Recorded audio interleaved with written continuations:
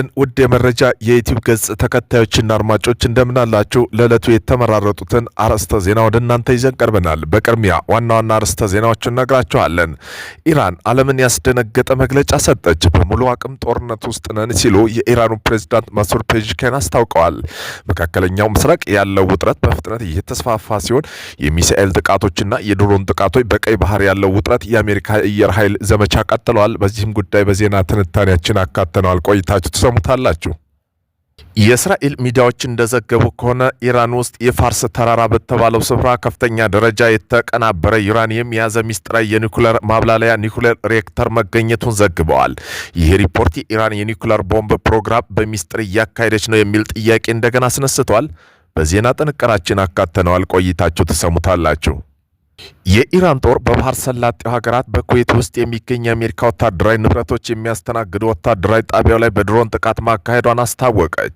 የኢራን መንግስት መገናኛ ብዙሃን ባወጡት መግለጫ መሰረት በጥቃቱ በኢዶሃና በኤልሳያም እና በአፍጃሪታ ወታደራዊ ጣቢያ ውስጥ የሚገኙ መጋዘኖች፣ የነዳጅ ቦቴዎችና የመሳሪያ ማከማቻው ኢላማ ተደርገዋል። በሌላ በኩል የአሜሪካ ሁለት ሚሳኤሎች የኢራን ብቸኛ የሲቪል ኒውክሌር ማዕከል የሚገኝበትና በዋሽንግተን በተደጋጋሚ ኢላማ የሚደረገው ቡሻሃር ከተማ ላይ በምሽት መመታታቸውን የኢራን የመንግስት መገናኛ ብዙሃን ዘግቧል። በዜና ጥንቅራችን አካተናል። ቆይታችሁ ተሰሙታላችሁ። ኢራን የተፈራውን አጸፋ መለሰች። ኢራን ዛሬ ረፋድ ላይ በባንደር ካምፕ ላይ በአሜሪካ ጥቃት እንደደረሰባት ይታወቃል። ይህም ኢራን በአሜሪካ ላይ አጸፋ ትመልሳለች የሚል ሲጠበቅ ነበር። በተመሳሳይ ኢራን በአሜሪካ አጸፋ መልስ ሰንዝራለች። ባህር ሰላጤው ሀገራት በጆርዳን ቀዩ ላይ የአሜሪካ ላይ የምትለው ካምፕ በክሩዝ ሚሳኤል በማውደም አጸፋውን ከሰዓት ውስጥ መልሳለች። ኢራን ከአሜሪካ አቻ መሆኗ ነው ወይስ ሌላ ድጋፍ አላት የሚለው ብዙ ጥያቄ ሆኖ ቀጥሏል። የግሪክ ከፍተኛ ብሔራዊ ደህንነት ምክር ቤት እስራኤል የ3 ቢሊዮን ዩሮ የጦር መሳሪያ ግዢ በዛሬው ዕለት ያጸድቃል ተብሎ ይጠበቃል። ይህ ግዙፍ ስምምነት አቴንስ ሀገራዊ የአየር ክልሏና ስትራቴጂካዊ ተቋማቷን ሊደቅኑ የሚችሉ አየር ላይ ስጋቶች ለመጠበቅ የምትገነባው አችሌስ ሼልድ የተሰኘ ዘመናዊ ሁለገብ አየር መከላከያ መረብ ዋና መስሪያ ቤት የሚሆን ነው። የመሳሰሉ አርዕስተ ዜና ወደ እናንተ ይዘን ቀርበናል። ቤተሰብ ለመሆን ላይክ፣ ሼር፣ ሰብስክራይብ ማድረገውን እንዳይረሱ። ወደ መጀመሪያ ዜና ጥንቅራችን እናልፋለን። አሜሪካ የኢራን ጦር በባህር ሰላጤው ሀገራት ኩዌት ውስጥ የሚገኙ የአሜሪካ ወታደራዊ ንብረቶች የሚያስተናግዱ ወታደራዊ ጣቢያ ላይ በድሮን ጥቃት ማካሄዷን አስታወቀች። የኢራን የመገናኛ ብዙሃን ባወጣው መግለጫ መሰረት በጥቃቱ በኤሎዳና ኤልሳም በአፍራጃን ወታደራዊ ጣቢያ ውስጥ የሚገኙ መጋዘኖችና የነዳጅ ቦቴዎችና የመሳሪያ ማከማቻ ኢላማ ተደርገዋል። በሌላ በኩል የአሜሪካ ሁለት ሚሳኤል የኢራን ብቸኛ ሲቪል ኒውክሌር ማዕከል የሚገኝበትና በዋሽንግተን በተደጋጋሚ ኢላማ የሚደረገው ቡሻር ከተማ ላይ በምሽት መምታታቸውን ኢራን መገናኛ ብዙሃን ዘግበዋል። በተጨማሪም አሜሪካ ከኢራን ጋር የሚያገናኘውን እስላማዊ ሪፐብሊክ ድንበር ላይ የሚገኘውን ሻላምች የተባለ ስፍራ ላይ ጥቃት መፈጸሙና በዚህ የሁለት ሰዎች ማለፉን ዘገባው አክሎ ገልጸዋል። የኢራን አብዮታዊ ዘብ የአሜሪካ አጋሮች በመብራት መቋረጥ ዛቻ አስተላልፈዋል። የኢራን አብዮታዊ ዘብ IRGC አየርና የጠፈር ኃይል አዛዥ በኢራን ውስጥ ያሉ ድልድዮችና የኤሌክትሪክ ጣቢያ ጥቃት ከተፈጸመባቸው የአሜሪካ አጋሮችና የአሜሪካ ኃይሎች የሚያስተናግዱ አገሮች የመብራት አቅርቦት ሊቋረጥ ይችላል ሲል አስጠንቅቀዋል። መግለጫ በክልሉ ውጥረት እየተባባሰበት ባለው ወቅት የተሰጠ ሲሆን ወታደራዊ ግጭት ወደ ሰፊ ደረጃ ሊሸጋገር እንደሚችል በኃይልና መሰረተ ልማት ተቋማት ላይ ተጽዕኖ ሊያሳድር እንደሚችል ስጋት አሳድረዋል። መካከለኛው ምስራቅ የጦርነት ቀጠና አዲስ መግለጫና ዮርዳኖስ የሚገኝ የአሜሪካ የጦር ሰፈር ሁኔታ። መካከለኛው ምስራቅ በአሜሪካና በኢራን መካከል በሚካሄደው ወታደራዊ ግጭት በከፍተኛ ደረጃ እየተባባሰ በመጣበት በዚህ ወቅት በዮርዳኖስ የሚገኝ ዋና ዋና የአሜሪካ ጦር ሰፈር የሚያርፍባቸው አየር ኃይል ሰፈሮች የኢራን ባላስቲክ ሚሳይሎችና የድሮን ጥቃት ሰለባ መሆናቸው ተገልጸዋል። የሙፋቅ ሳልቲ አየር ኃይል ሰፈር አዝራቅ አካባቢ የሚገኝ የአሜሪካ ጦር ዋና አውሮፕላን ማረፊያ የሆነው የሙፋቅ ሳልቲ አየር ጣቢያ በኢራን እስላማዊ አብዮታዊ ኮርፖስ በተተኮሰ ባላስቲክ ሚሳይል ተመተዋል።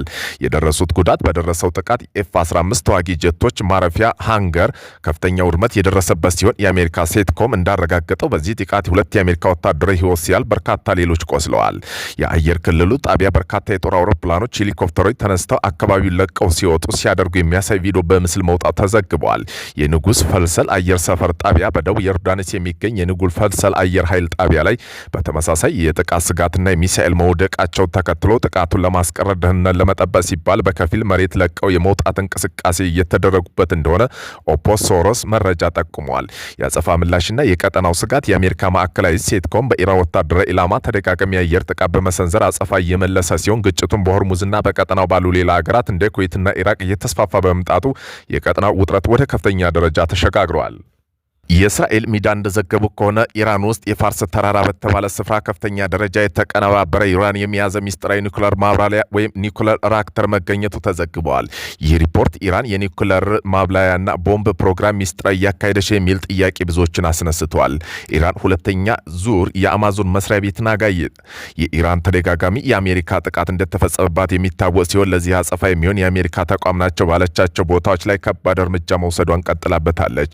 ምሽቱም በባህር ሰላጤው ቀጠና ባለው የአማዞን ተቋም በድጋሚ የወሰደችው እርምጃ ለሁለተኛ ጊዜ ነው። አማዞን የአሜሪካ ከምትጠቀመው ትልቅ ኩባንያ እንደሆነ አይዘነጋም።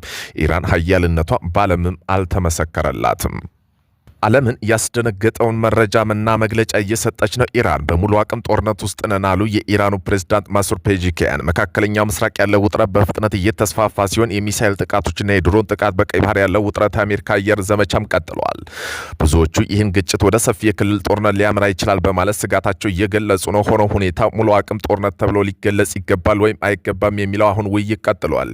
የአሜሪካ አየር ጥቃት በኢራን በርካታ ግዛቶች ጉዳት ማድረሱን ተገለጸ። በሰው ሕይወትና በአካል ጉዳትም መድረሱ ተነግሯል።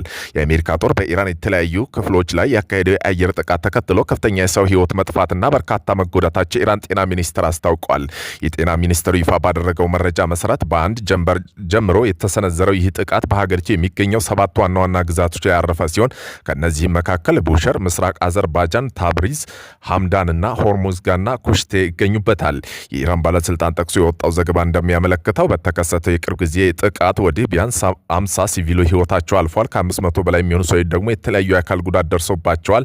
በተያያዘም ዜና የኢራን ባለስልጣን ይፋ ያደረጉት ይህ ጉዳት መጠን በነፃ ወገን አለመረጋገጡ የተገለጸ ሲሆን የአሜሪካ ባለስልጣን በበኩላቸው በወጣው የቁጥር ጉዳይ እስካሁን የሰጡት አዎንታዊ ሆነ አሉታዊ አስተያየት የለም። የእስራኤል ስጋት የኒውክሌር ስርጭት ወይም ስትራቴጂካዊ የበላይነት ማስጠበቅ። በቱርክ ኤፍ-35 የጦር አውሮፕላን ውዝግብ ላይ ሳያርፍ አሜሪካና ሳውዲ አረቢያ መካከል ሊደረግ ስለሚችለው የኒውክሌር ስምምነትና ዩራኒየም ማበልጸግ እቅድ እስራኤል በበኩሏ ከፍተኛ ስጋት ተፈጥረዋል።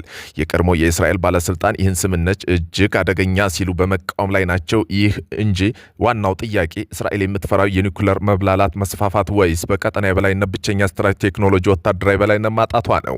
እውነቱን እስራኤል በቀጠናው ሀገራት ላይ ሰላም ብትፈጥር ብቸኛ የኒውክሌር ባልተቤት ሆና መቀጠል ትፈልጋለች። የሳውዲ ዩራኒየም ማበልጸግ ቴክኖሎጂ ነጻነት ማግኘት የቀጠናው ኃይል ሚዛን ሊለውጥ እስራኤልም የመቆጣጠር አቅም ሊኖራት ስለሚችል ትልቁ ፍርሃት የበላይነት ማጣቷ እንደሆነ ፖለቲካ ተንታኞች ይስማማሉ።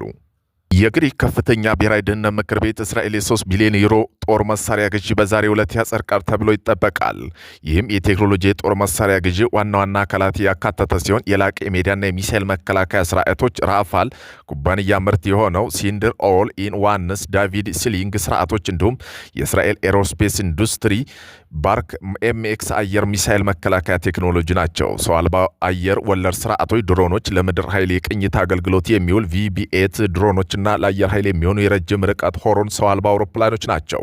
ልዩ ክንዋኔ ወታደራዊ ትራንስፖርት፣ በልዩ ኮማንዶ ኃይሎች ዝውውርና ስልታዊ እንቅስቃሴ የተዘጋጁ ቪክታን አነስተኛ ሰርጓጅ መርከቦችና ተጨማሪ ሲ390 ሚሊየም ወታደራዊ ትራንስፖርት አውሮፕላኖች ነው። የአጠቃላይ መከላከያ ግዢ ስምምነት የግሪክ ወታደራዊ አቅም ወደ ላቀ ደረጃ የሚያሸጋግር ከመሆኑም በላይ በአቴንስና በኢየሩሳሌም መካከል ያለው ስትራቴጂክና የደህንነት ትብብር ከፍተኛ ሁኔታ እንደሚያጠናክር ተመላክተዋል።